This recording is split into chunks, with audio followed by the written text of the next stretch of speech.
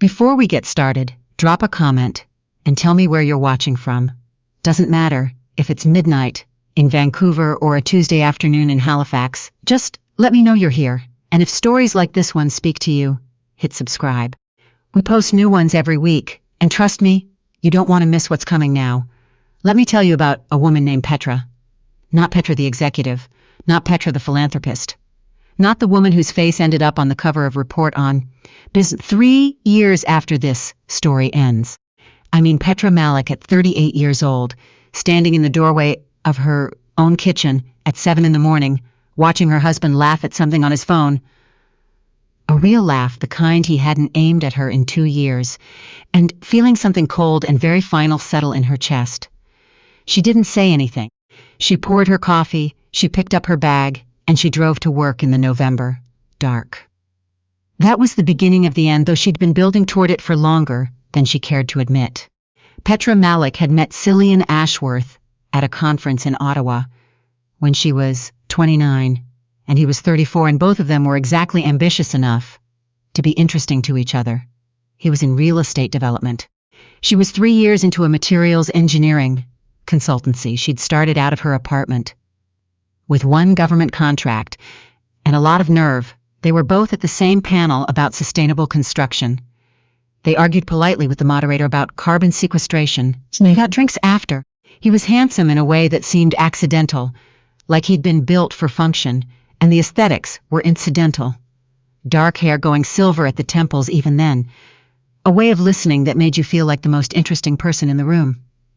Petra, who was not easily charmed, was charmed.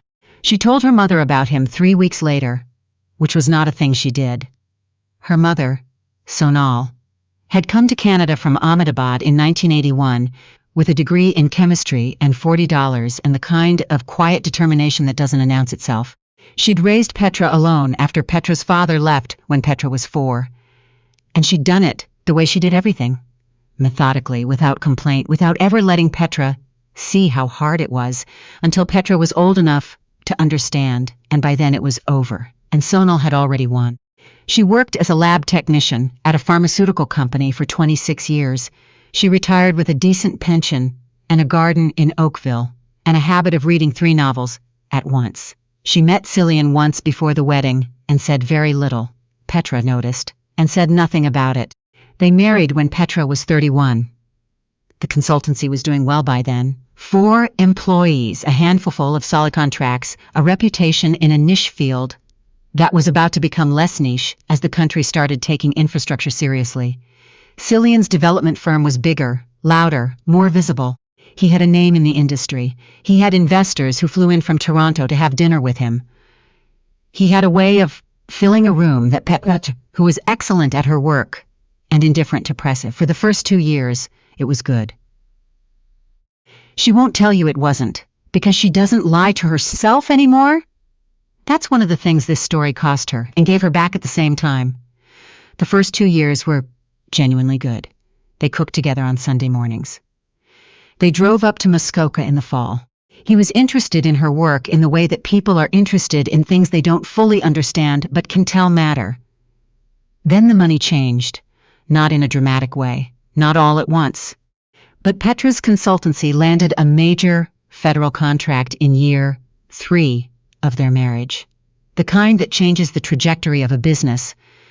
And suddenly, she wasn't the smaller operation in the household. She was the one with the government relationship.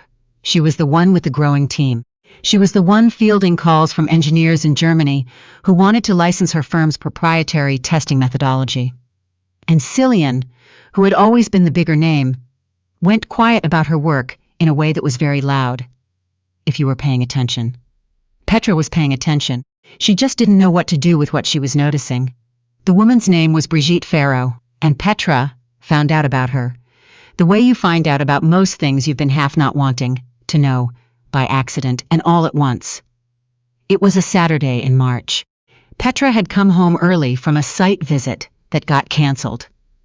She walked into the living room and found Cillian on a video call, and the way he closed the laptop, not guilty, just immediately closed it, casual as closing a cupboard, told her everything before she'd even seen the screen. She stood there for a moment, Cillian looked at her with the expression men get when they've decided the best defense is a kind of bored patience. "Work call," he said. Petra said, "Okay." She went upstairs and she sat on the edge of the bed and she thought about her mother, who had rebuilt an entire life from a smaller ruin than this, and she thought about the testing methodology her team had spent 4 years developing, and she thought about the federal contract that was up for renewal in 8 months. And she thought about the fact that she had been giving this man 80% of her emotional attention for 7 years, and he had used it to make himself comfortable while she paid most of the mortgage. She thought all of this very quietly, sitting on the edge of the bed with her coat still on. Then she took out her phone and called her lawyer, not to file anything, not yet, just to have a conversation she should have had a year ago. Here's what most people don't understand about Petra Malik. She was not cold. She gets called cold in this story sometimes, by people who watched her move through the next 18 months with what looked like indifference. She wasn't indifferent. She was grieving and working and planning all at once, and she'd learned from Sonal that you don't let your grief run your decisions. You let it inform them, you don't ignore it, but you don't hand it the wheel.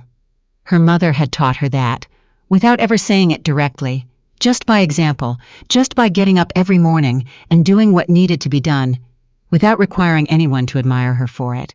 Petra spent the next 18 months doing 3 things. She protected her intellectual property. The testing, methodology, the client relationships, the proprietary data, she worked with her lawyer and her accountant to make sure that what she'd built was clearly, legally, unambiguously hers. Not out of malice, out of pragmatism. She'd watched what happened to her colleague, Helena, when Helena's marriage ended, and her business got tangled up in the settlement. Petra was not going to let that happen. She grew her team. She hired 2 senior engineers away from a larger firm, both of whom she'd had her eye on for 2 years. She expanded into infrastructure assessment, a new service line that was smaller than her core business, but growing fast, driven by contract work that the federal government was starting to funnel towards smaller specialized firms. She worked.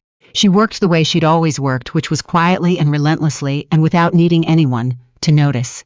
And she waited. She's not sure what she was waiting for, exactly. Some kind of clarity. Some sign that she was reading the situation wrong. Some evidence that the man she'd married was still in there, somewhere underneath the man, who no longer asked about her projects, and whose phone had taken on a gravity it hadn't had before. The clarity came in April of the following year, at a fundraising gala for a children's hospital. Petra had almost skipped it. She'd had a long week site visit in Sudbury, 2 contractor meetings, a tedious event with a provincial procurement officer, and the last thing she wanted was an evening of formal clothes and industry small talk, but her firm was a sponsor. She'd bought a table. She went. Cillian came separately. He'd texted earlier to say he was coming from a client dinner and would meet her there. She was fine with that. She was past the point of minding. She was standing near the bar, talking to an engineer she'd known since her early days in the field when she saw them. Cillian and Brigitte Farrow. She'd found the name 6 months ago. Not through any dramatic investigation, just the way a detail eventually surfaces when you're paying attention. Brigitte worked in commercial real estate. She was tall and fair and had the particular confidence of someone who has never had to apologize for taking up space. She was wearing red. She had her hand on Cillian's arm in the specific way that you don't put your hand on someone's arm at a public event unless you have run out of reasons to be careful. Petra looked at them for a moment. She thought about the version of herself that would make a scene. She could picture it, could feel the pull of it. Actually, the raw animal satisfaction of saying out loud, in this room full of people, exactly what she knew. But that woman would spend the next year of her life managing the fallout, and Petra had better things to do with the next year of her life. She set down her drink. She walked to the coat check, collected her coat, and left.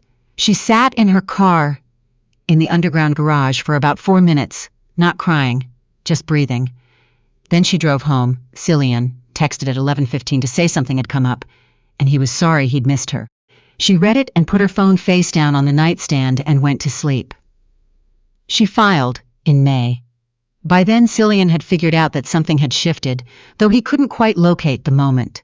He kept having the conversation about what was wrong, the one where he was doing his best, and she was being distant, and didn't she think they should try counseling? And Petra would listen carefully and then not change anything.